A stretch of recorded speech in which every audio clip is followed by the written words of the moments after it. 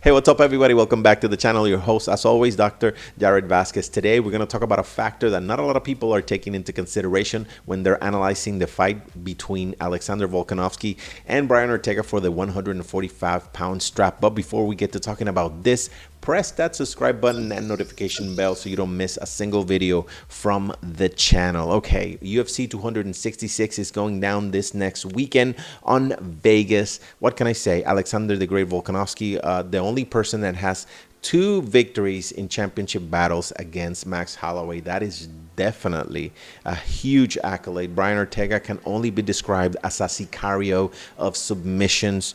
This looks to be a great fight, but there is something here that the media is not covering enough, and that the people that analyze the fights here on YouTube are not covering enough, and it's the fact that this fight was supposed to happen back in March, at the end of March, and Alexander Volkanovski had to withdraw from the fight because he caught the virus that I can't mention because of the YouTube algorithm, but we all know exactly the one I'm talking about.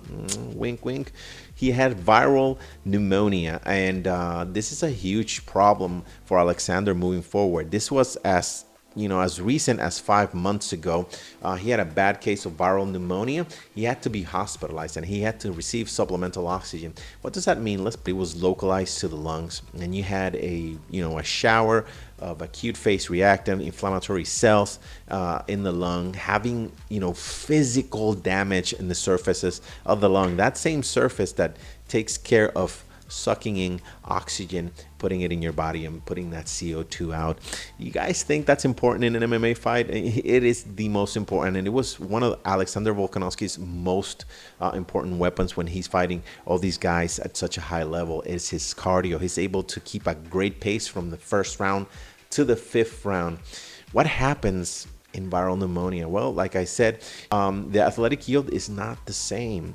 And if your athletic yield is not the same in MMA, bad things happen. So, I believe Alex has the championship, medal to deal with this stuff.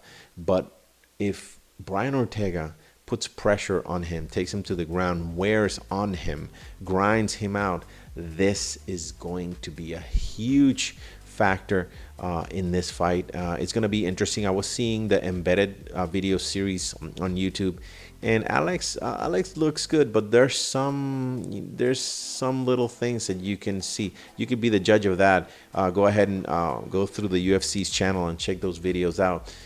But it's a shame that Alex had to go through that 5 months ago, and now he had to go through a whole training camp with everything that's happening in Australia, and gets to face, a fresh Brian Ortega that's young, that's hungry, and that hasn't had to deal with those situations that Alex Volkanovski is dealing with in Australia. And of course, he didn't have viral pneumonia. So this is not talked about enough. So I think this is going to play a huge role. I think Brian Ortega wears on him and eventually gets a submission late, maybe in the 4th. But that's my take on it. So adjust your bets regarding this, because this is too soon or too close for comfort. So if you have any other opinions or any questions about why I think this is going to happen, the comment section is always open. There's always an active octagon down there. Please leave your comments, and I appreciate you following this channel. And thank you guys for your attention.